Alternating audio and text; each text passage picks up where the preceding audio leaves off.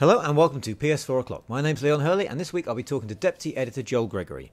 We'll be comparing the PS4's first games to the PS3's early lineup to see what's changing and what we could expect from the future.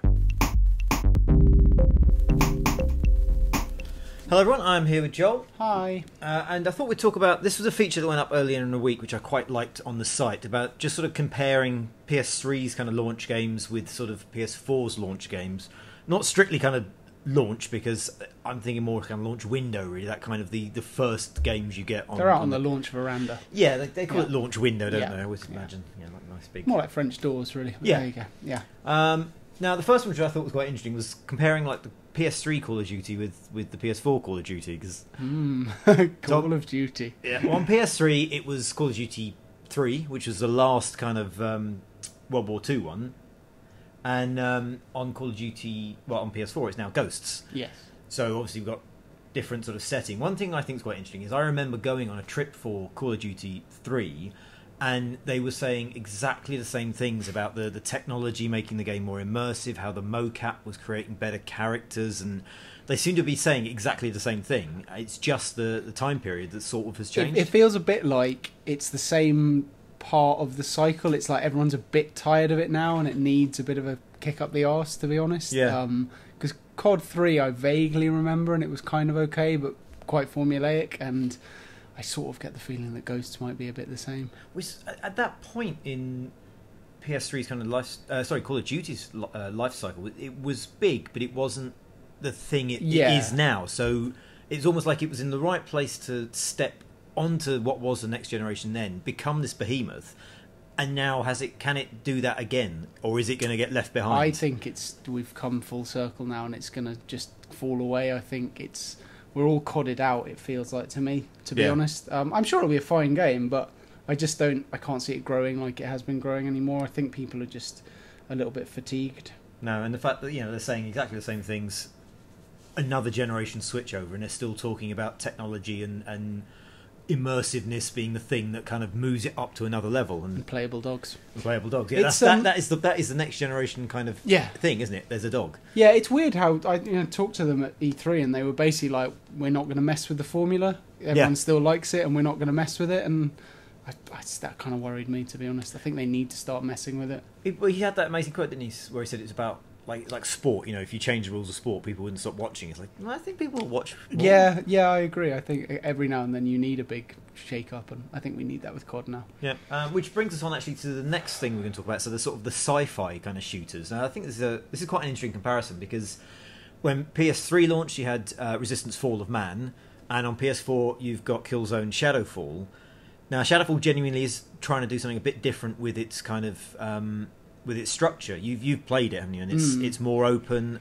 It's using the control pad. So in the way that COD maybe hasn't changed massively from one generation to the next, sort of the move from Resistance basic shooter to Killzone, there's something happening there. I think the truth with Killzone is it's never going to convince people who don't like Killzone, which sounds like a stupid thing to say, but it's quite idiosyncratic for a shooter. It feels different. It plays with that kind of sense of heaviness, and the movement's still quite clumpy and stuff. So if you really, really have a problem with that, nothing it does is going to convince you. But if you're all right with that, it's still doing some very good stuff. It is using the trackpad on the DualShock 4. It's a bit more open. There's secondary objectives. There's a nod towards some stealth, and the powers are quite cool. And the new Owl drone is really quite fun to use. So yeah, I really enjoyed it. It was one of the best things I've played on next gen so far, and Killzone still does all the stuff that Killzone does really well. So the AI is like excellent, possibly the best in a first-person shooter. Looks beautiful, and it's really, really brutal. I mean, you sold it to me as these sort of open areas where you could sort of pick your objectives, almost like a list of things you could do. Yeah. It's not like open world by any stretch of the imagination, but they'll dump you in this is based on what I've seen, but they'll dump you in a fairly big open area, and there'll be 2 or 3 things to do, one of which you have to do, the others are kind of optional, and then you can proceed as you will in whatever order you want, which is certainly a big shift for that series. Yeah, and it's a move on from the sort of thing Resistance did, which was here's a war-shaped tunnel. Yeah, progress down the tunnel. It's absolutely not that anymore, and it's a lot more colourful than A, previous Killzone games, and B, Resistance. So yeah, it's looking good in that regard, definitely. Need for Speed Racers. Now, weirdly, I mean, on the site we contrasted Need for Speed Carbon, which would have been on PS3, with Need for Speed Rivals. Right. I think maybe that's a little unfair advantage, because on PS4 there's a resurgence of races. We've got Crew, we've got Drive Club, and a third one I've forgotten. Crew, Drive Club, Need for Speed. Maybe that is it. I think that might be it. But the Crew and the Drive Club are doing what we were talking about earlier, this massive player count, this sort of online kind of community. They are changing up what Need for Speed and what the sort of the classic kind of arcade racing game was in the past. Was you just completed lots of challenges and races, maybe you had a bit of an open world thing, but you basically beat the clock, maybe posted times that your friends could try and beat. Now everyone's in a big world together. It's like Burnout Paradise times infinity.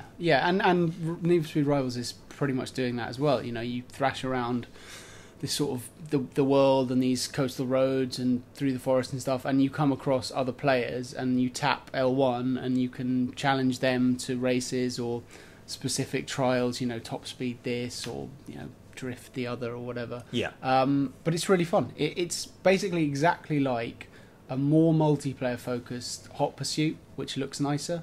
So that's really good. Yeah, I played it and it was manic and kind of quite stressful, but in an enjoyable way. Cool. And maybe you're right about the player count thing. Maybe that is going to be the tech now, is that able to deal with so many more connections and passing information between machines. And and also if, you know, you have to pay to play online now, but if a lot of that money is invested towards a more robust and reliable multiplayer network, then that'll be good and it'll allow games like that to function a lot better. I think it's interesting with the pay to play. Obviously PS Plus is needed now to play multiplayer, but it's not for things like Party Chat and the free to play games. That's quite interesting because I guess you couldn't, if you did that, it would totally undermine them being free to play games. Yes. So I guess you have to make that concession.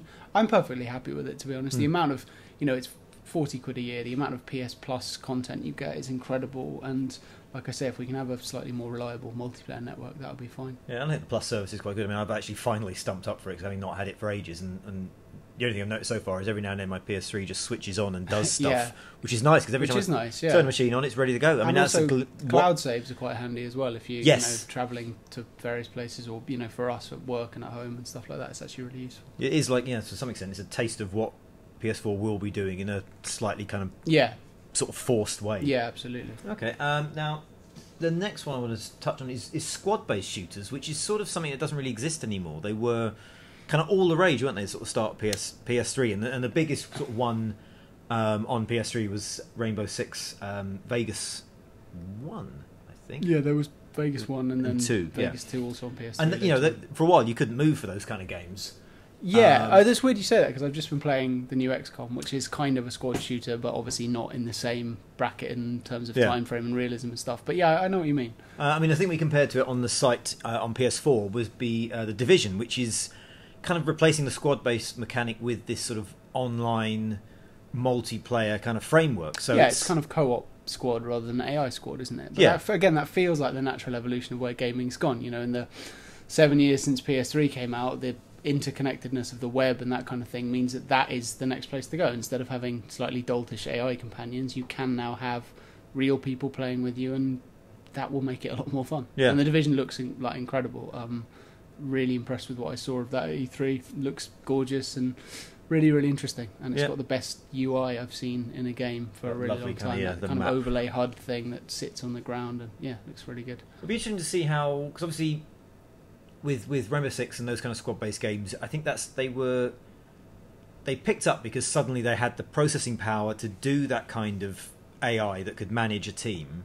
And then gradually it sort of fell by the wayside because he realised it didn't really add much.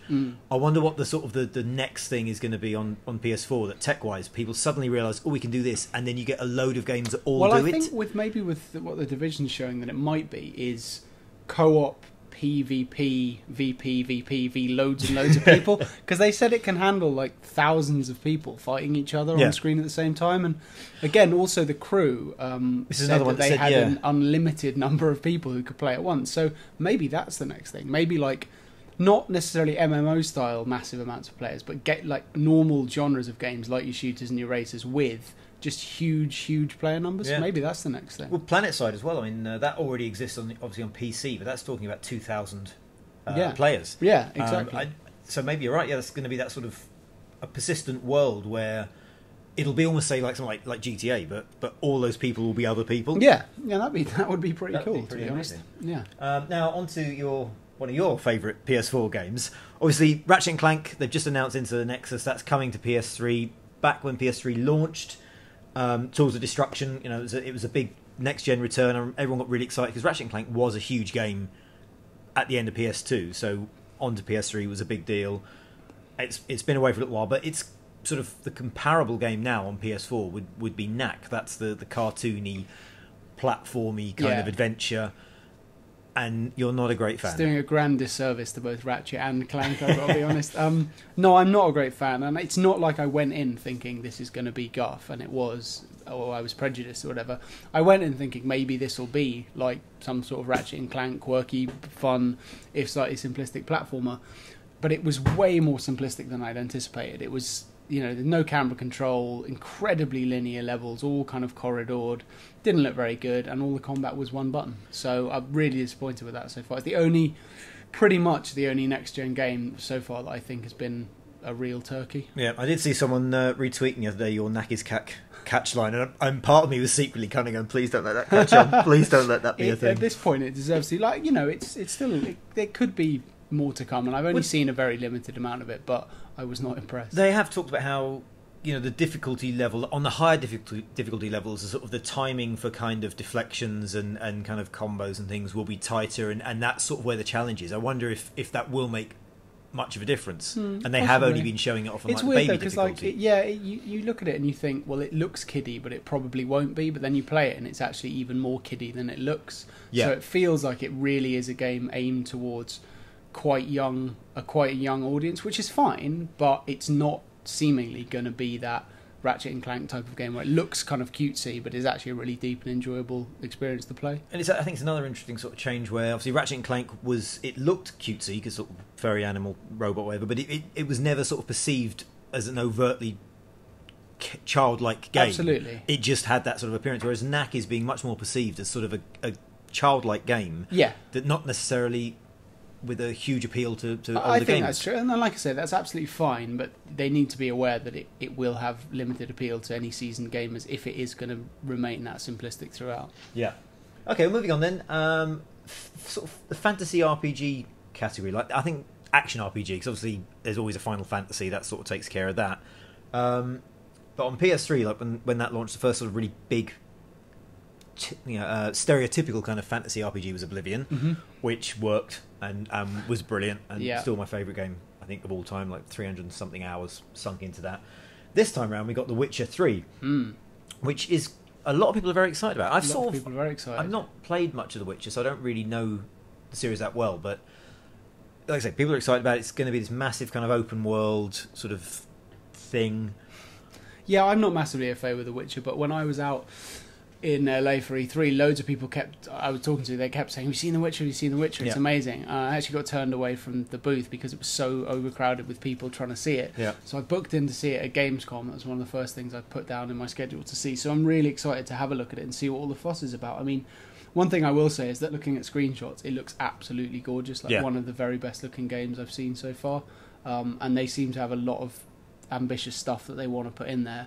They're making some quite grand noises about beating Skyrim, essentially, which, if they can do it and it doesn't crash or lag, good on them. Yeah, I mean, it does feel like a game that sort of needs... It's a game that's been too ambitious in the past in terms of its sort of its scope and its kind of looks and what they wanted to achieve, and I think maybe in the past it's struggled a bit to cram it into...